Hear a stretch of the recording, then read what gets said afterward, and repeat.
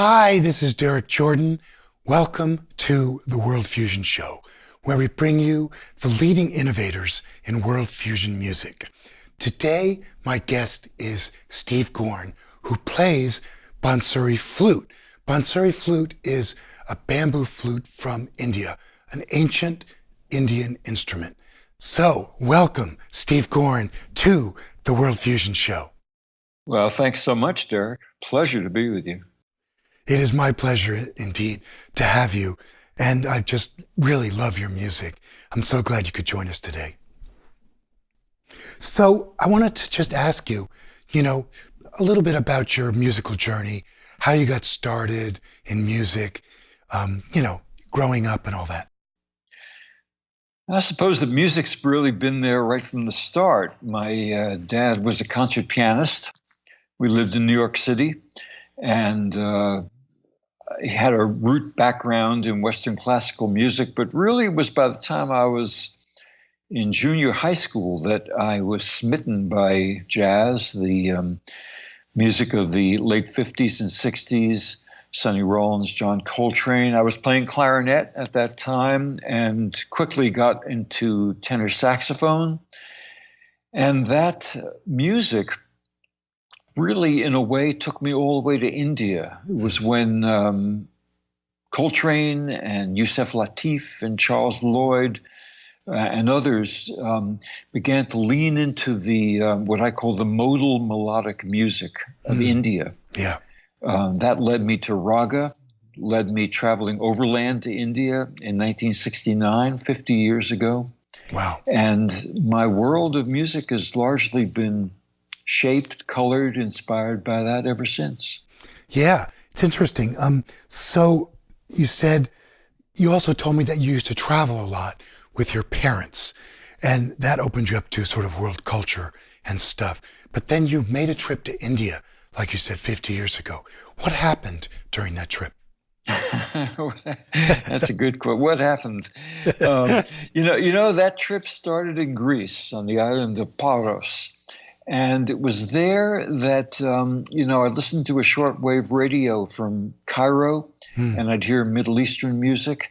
I think that really opened up my ears to something way beyond Western music. And there was some curiosity that got perked at that point. And it's really just stayed with me all along. Even when I came back from India, I was spent a year or two at Wesleyan University, and just taking in world music, and pretty much from the perspective of being I would say, my roots in jazz and improvisation, that merged with this music that came from traditional cultures that was drenched in ritual, in meditation, which is a big root source of everything in India. And that just led me on further and further to this rich world of sound that I could enjoy listening to and then incorporate in my own music. It's so beautiful, Steve. So we're going to go to our first video, which features you playing your flute.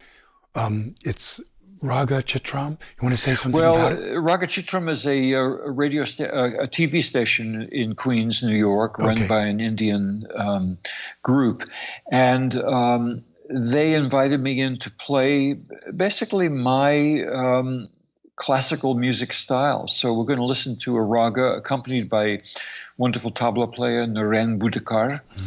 And it's really a taste of the Bansuri bamboo flute played in the style of my teachers. Okay, let's go to that right now.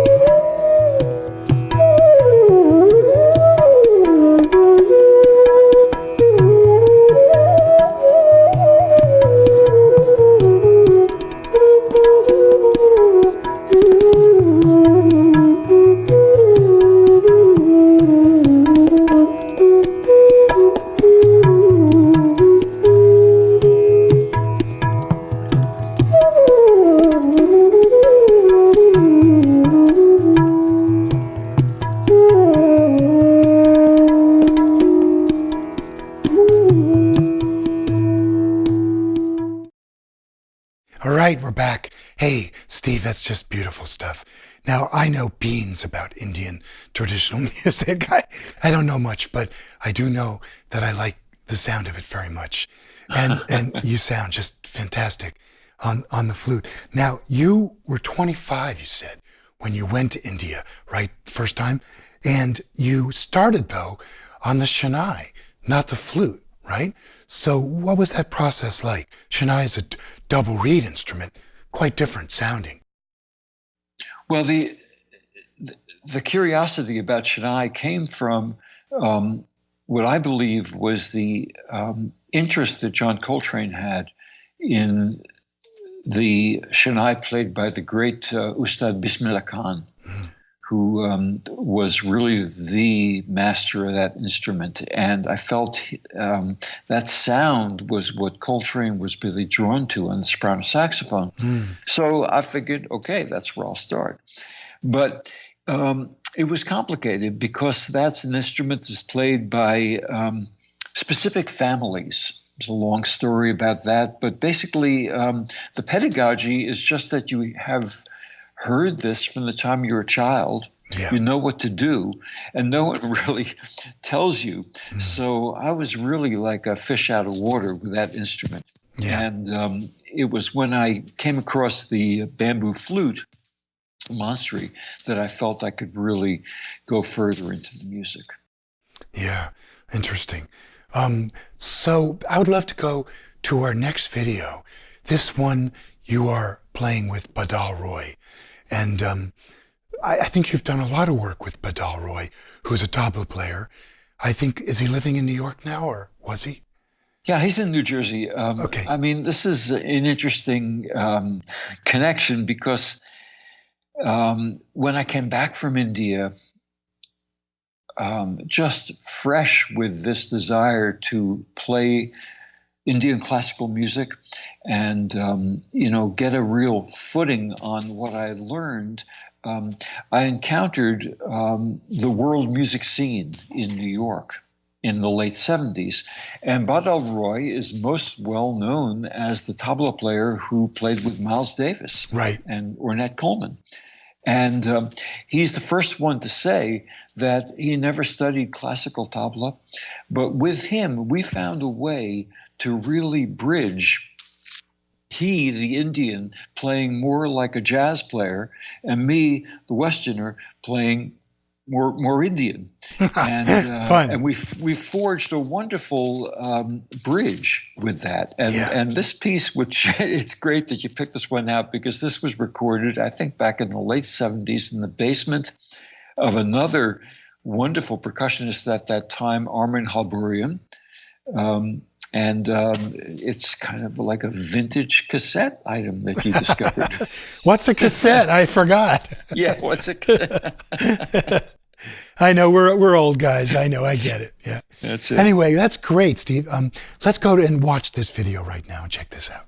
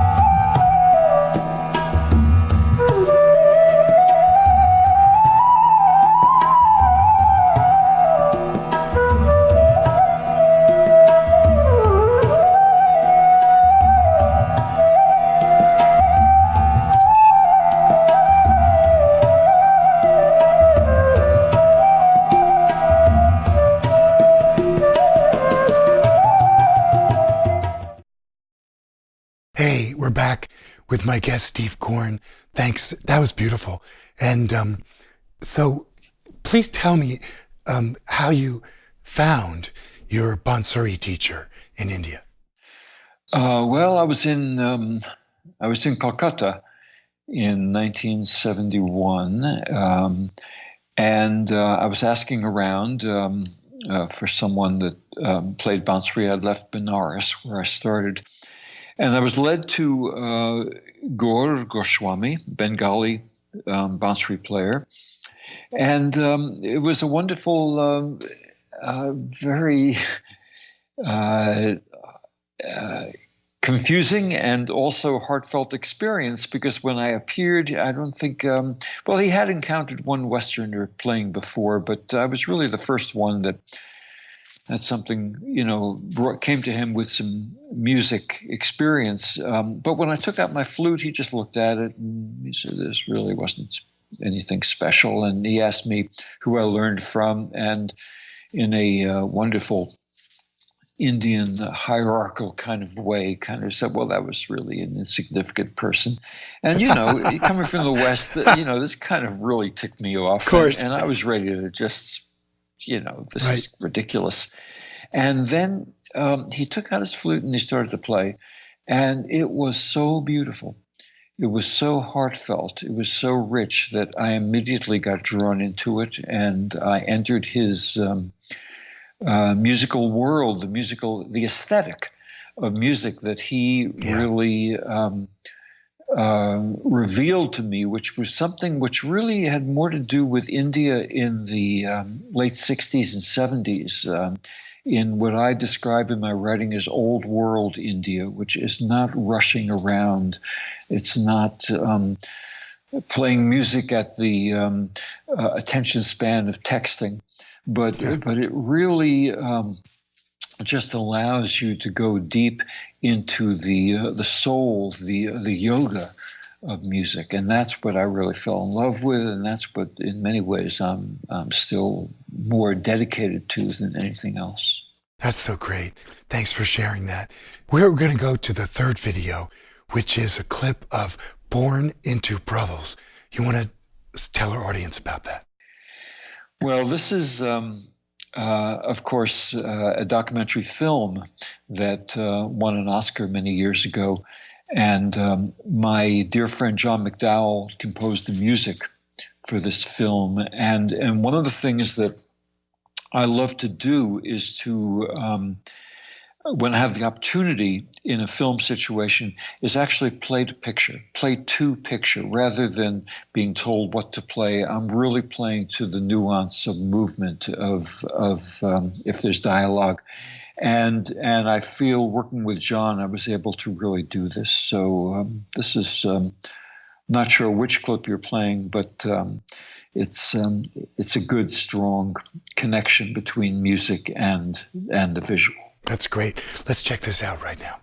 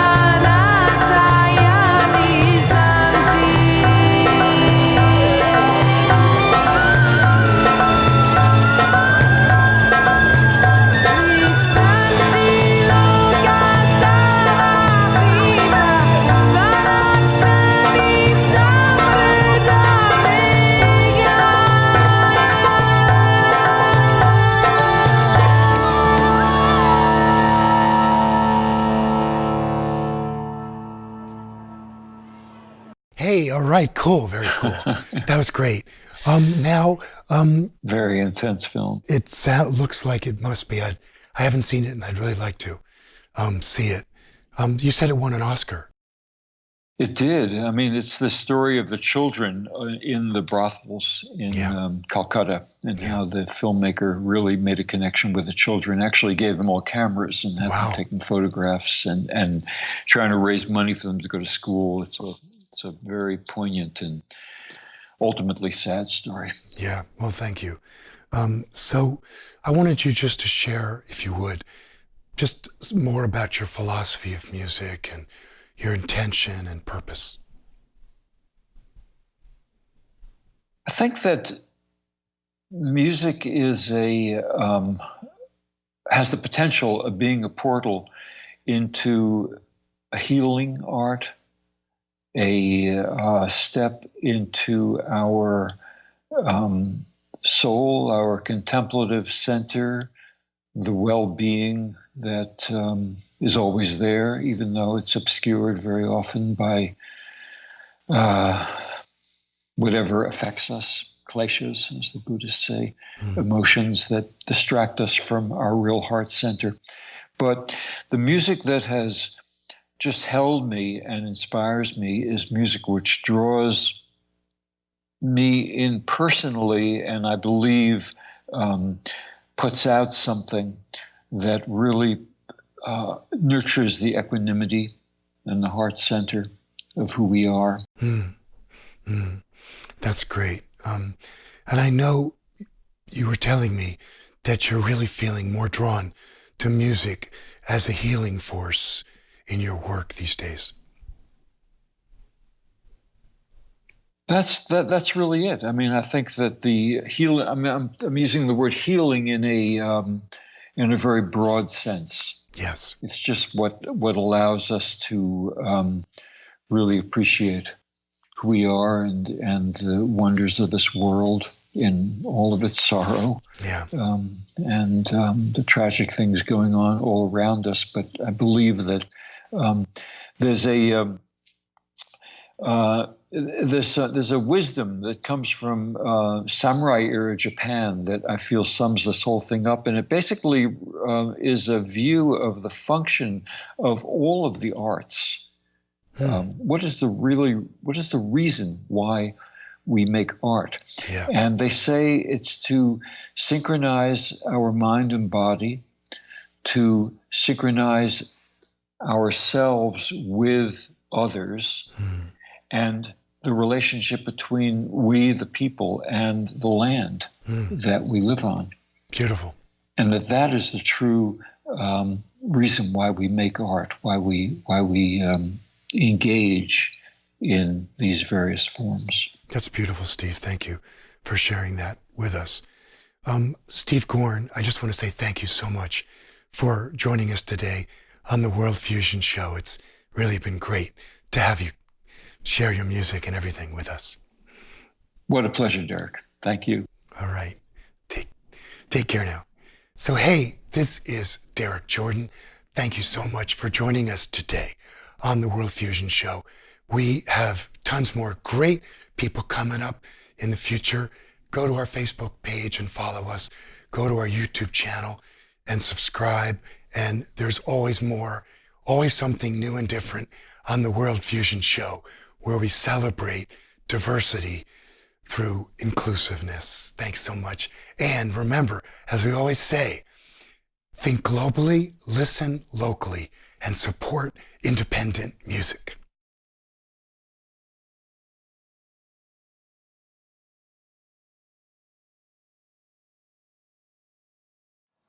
Dina, Dina, Tina, Tina.